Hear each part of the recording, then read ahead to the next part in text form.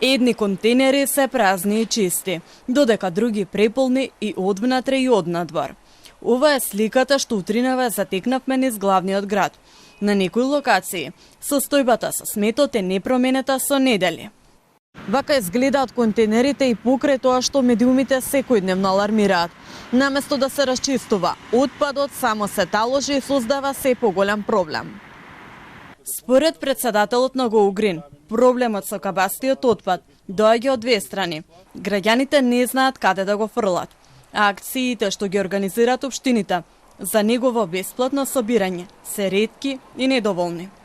Тој нагласува дека едно од клучните решенија е рециклирањето, бидејќи без тоа последиците се големи.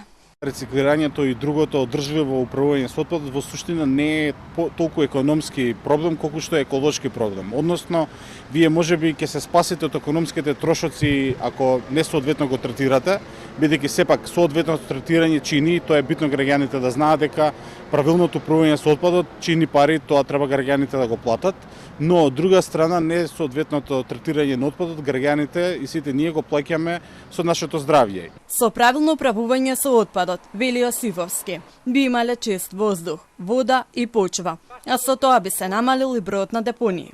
Несоодветното третирање на отпадот во суштина креира проблеми долгорочно.